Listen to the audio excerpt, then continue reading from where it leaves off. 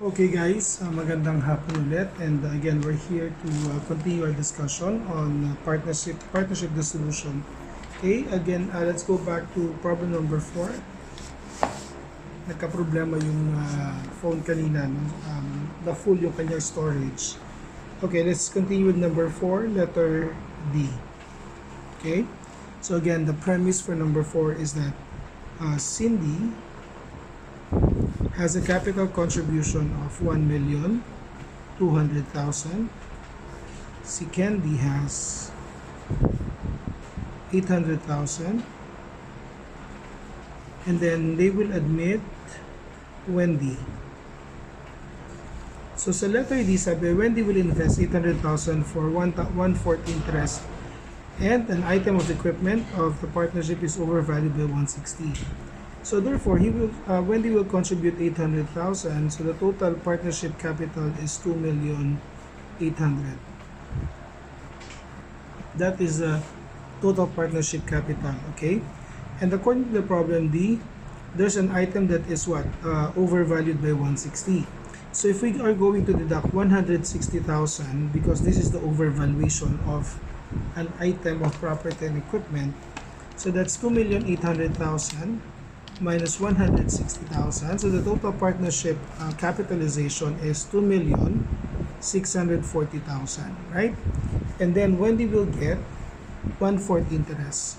So times 25% times 0.25. So si Wendy, the capital credit will be 660. This is the capital credit, okay, to Wendy. But his capital contribution is how much? Capital contribution, she will contribute 800. Okay, so mas malaki yung capital niya than the capital credited to Wendy. So less 800,000, anong meron tayo? We have 140,000. What is the 140,000? This is actually the bonus given to old partners. Okay? And the bonus came from Wendy.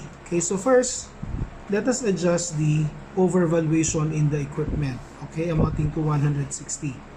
So therefore, we debit Cindy capital. Remember that time the partners are Cindy and Candy, so that will not affect Wendy. Okay, Cindy, Candy capital.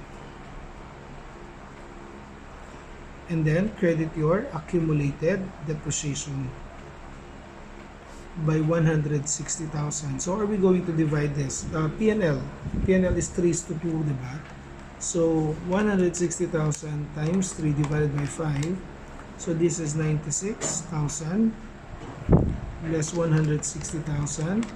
So this is 64,000. Okay, so this is the adjustment for the overvalued item of PPE. And then let us now record the bonus that will be given to the old partner by recording the investment. So debit cash. Debit cash for how much? 800,000. Credit Wendy capital. So he will be credited for the amount of 660,000. And then credit Cindy capital. And credit Candy capital. So how are they going to share? So that's 140,000 times 3 divided by 5. So this is 84,000 for Cindy. And then 160 times 2 divided by 5. That's 64,000. Ay, mali. Wait lang. Magkano yung, wala sa isip ko. 2:5. So, 160 times 2 divided by 5. 64 na. Not 64.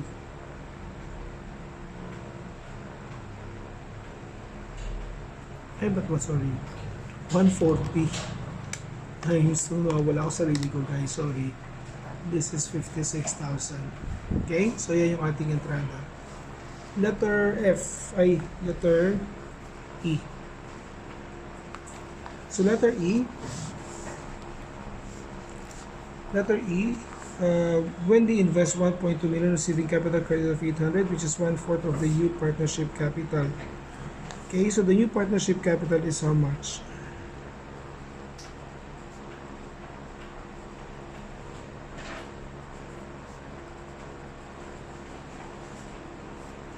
So the new partnership capital is, that's 800,000 divided by 25%, right?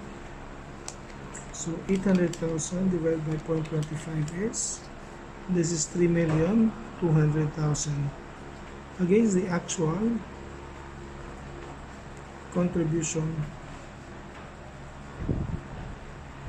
Actual contribution is, that's 2 million plus, see, Wendy will invest 1.2, so 3.2 million. So there's no difference, okay? So therefore, magkano yung investment? Actual investment. Actual investment is 1,200,000. Capital credit is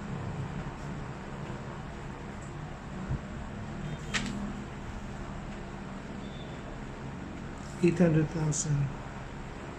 So therefore, there's a difference. Mas malaki yung kanyang kinontribute rather than the capital credit. So this is what given as bonus to all partners.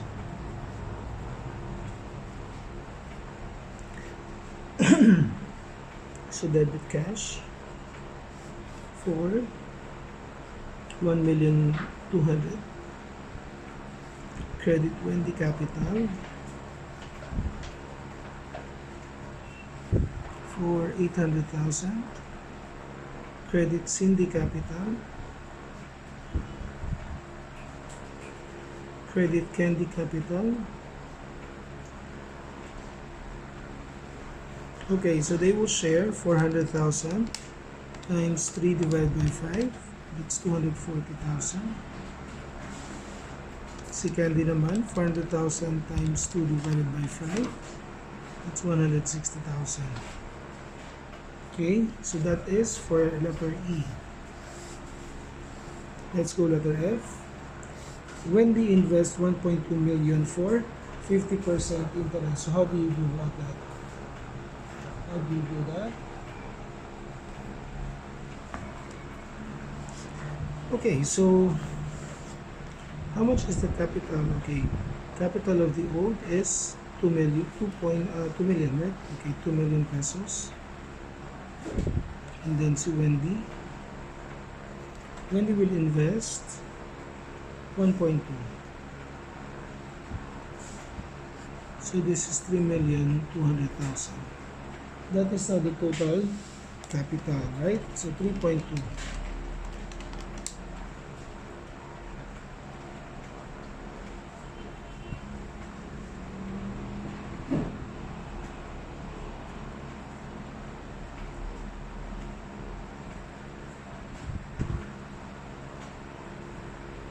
Okay, for 50% interest in the firm. So times 50%. So it's 3.2 million times 0.50. So this is 1,600,000. So this is the capital that will be credited to Wendy. Right? 1.6 million. Now, magkano ba yung kanyang actual contribution? Actual contribution is 1,200,000. So there's a difference. No? Yung capital that will be credited to Wendy is higher than the actual. So this is what? Bonus to the new partner. Okay, coming from the old. Okay, so therefore, how are we going to do the entry? Debit cash for how much? 1.2 million. Debit Wendy capital for how much? 1,600,000. And then, meron pa palang debit, no? Ito yung dalawang capital nga pala. Debit Cindy capital. Sorry, wala sa isip ko. Credit Candy capital.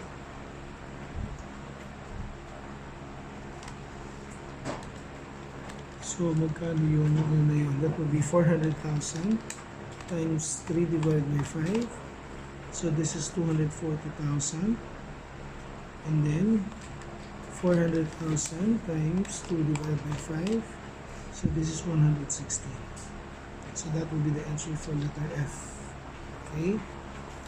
Letter G, 1.2 for a 30% interest. Okay. So letter G, that he will invest 1.2 million for a 50%, 30% interest. Okay. So again, capital contribution. So the actual natin is, so that is 2 million plus 1.2. So this is 3,200,000. That's the actual, okay? And then the capital that will be credited to ND is 30%. So therefore, 3.2 times 0.3, that is 960,000. So 960,000 lang. So this is the capital credit. Capital credit of Wendy. 960,000, right? Now, how much is the capital contribution?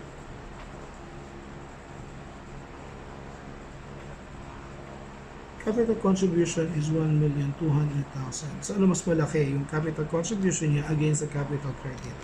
So 1.2. So may 240,000 tayo na this is now the bonus given to old partners. Okay, so therefore our entry would be debit cash for 1,200,000. Debit ka ng Wendy capital for he will be credited for 960,000.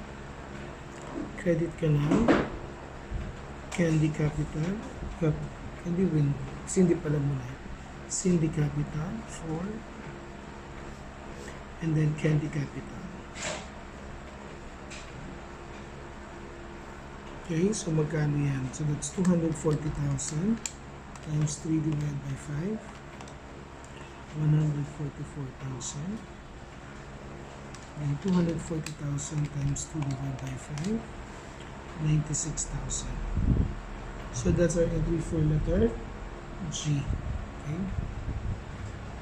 and then H.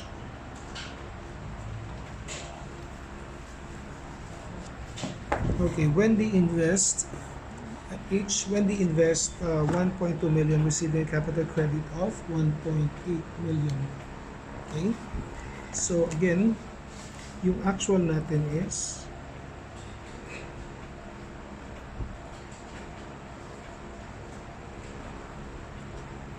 our actual contribution is 3,200,000. Right? So, meron siyang credit na 1.8 million. Okay? Yan. So, magkano yung actual contribution niya? Actual contribution is contribution of Wendy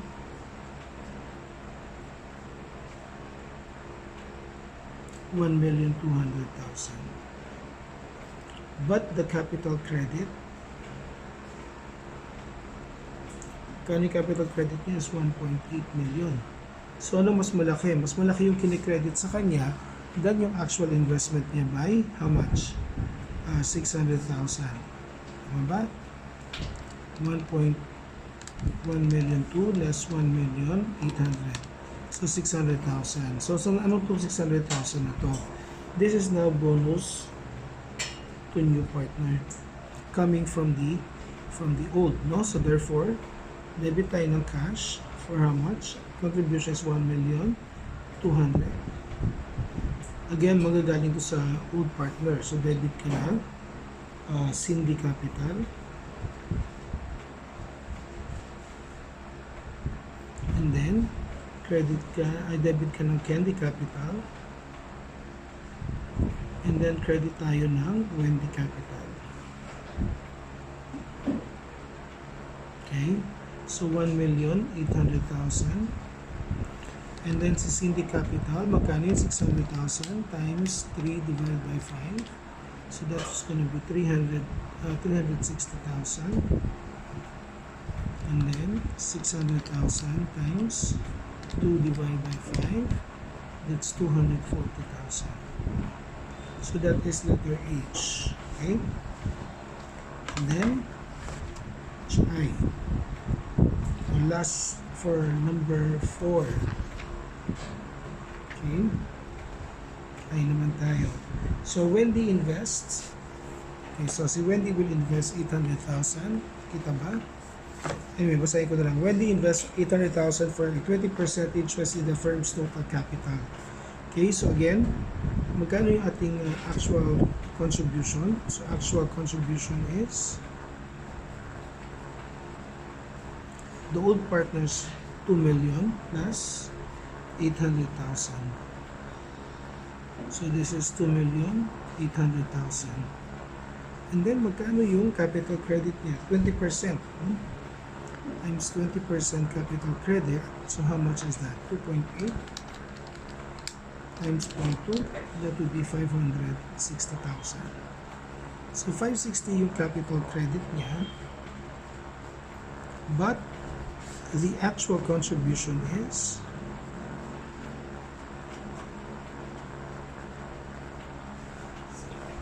800. So, ano nangyari? Mababa yung credit sa kanya, di ba? So, ano meron yan? Meron siyang binigay na bonus. Meron siyang binigay na bonus to the old partners. To old. Na 240,000. So, anong entrada natin dyan? Okay. Entrada natin, debit cash. Contribution is 800,000. Credit Wendy capital for 560,000. Credit Cindy capital and then Candy capital.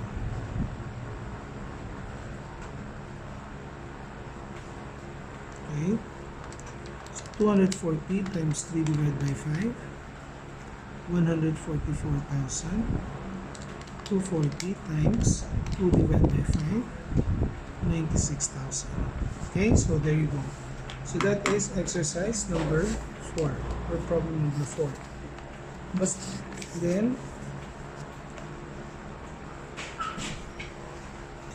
okay, for number 5, it's a withdrawal of a partner. And 6 also withdrawal or okay,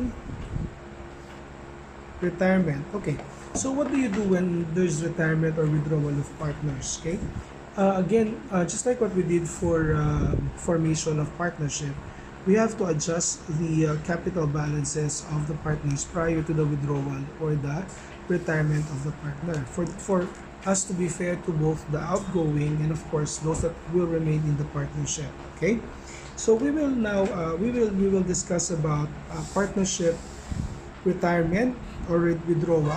Okay, and then we'll go through these exercises. Okay, that will be the next topic of our discussion. Okay, now for the meantime, I'd like you to work on the practice exercises, which we will discuss also next meeting. Okay, so there's about 23 questions in the practice exercises. Okay, and then after that we'll go to partnership liquidation. So we're very fast. Meron pa parang multiple choice dito. So answer the multiple choice questions as well. Okay, so that's it for this afternoon, guys. I hope you are able to learn something from my discussion on about fundamentals of accounting for partnership and corporation. Okay, thank you very much and see you again. See you again in my next topic. Bye.